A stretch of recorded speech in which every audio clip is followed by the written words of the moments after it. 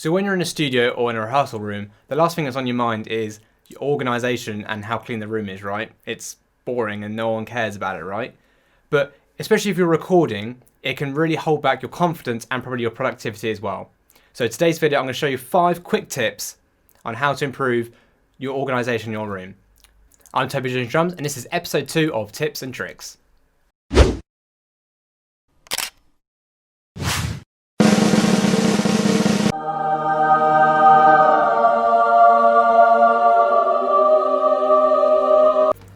So if this is your studio or your rehearsal space and you've got people coming into your space, the last thing you want is like bits of drumstick all over the floor, any kind of dust or dirt, you know what I mean? Just hoover this space, I'd say at least every 3 to 4 weeks, just to constantly just get rid of all the mess and just make the room, more pleasing. So if you've got lots of other people and you're recording as well, people aren't getting distracted and, people will judge you, I know, if your room is a right mess. So, just be proud of what you've got, especially, if it's a nice recording studio, be proud of what you've got and look after it. That way people are going to appreciate what you do and they'll probably enjoy the content you're putting out as well. The biggest problem for studios is the amount of cables that you have from your interface, especially with a drum kit, you've got mics coming out everywhere, all the cables for amps and everything like that, and lights. If you've got anything that, there's cables everywhere, right?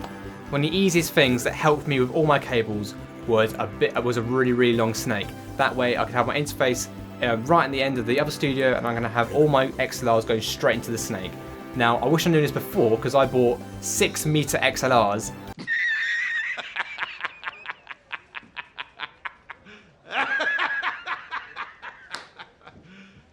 You serious? But now obviously I only need about 1 meter. So I've got loads and loads and loads of cables now, just kind of raveled up, knotted, kind of in a circles. It's kind of annoying. I do regret those. But if you are going to go get a snake, make sure you do get one before you buy your cables. Otherwise you'll have a lot of spare cable. But you can roll up your cables into a nice little loop. That way that does kind of organise a bit more.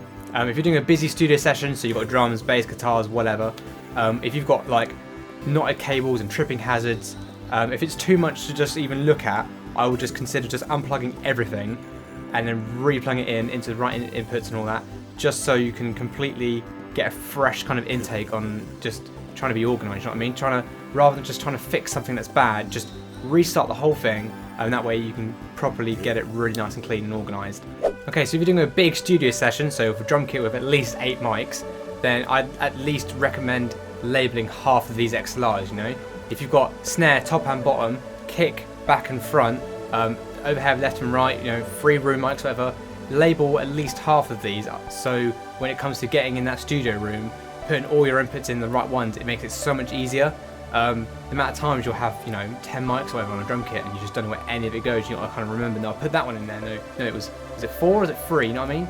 So just labelling some of those XLRs so you know exactly which one goes in what, and it just makes it so much easier when tackling with your DAW. Okay, if you got a much smaller room like this one isn't a big room. I've recently invested in them and they're called the newer triangle wall mounting boom arm. These you can get for about 35 to 40 pound each, so they're a bit more expensive than a mic stand.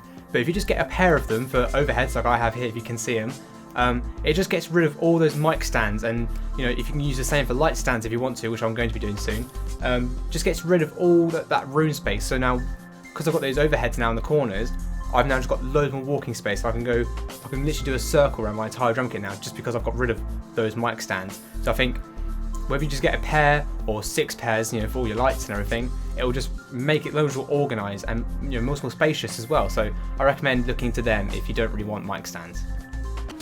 Okay, that's all from me today. If you're enjoying the tips and tricks series, then please do give a like and also subscribe if you haven't already. To find out more about me and when your next upload is going to be, do follow me on my social medias. I'm literally 17 subscribers away from 100 now, so if you can hit subscribe, that'd be absolutely amazing. Okay, that's all from me, guys. I'm TobyJonesDrums, and I'll see you in the next one.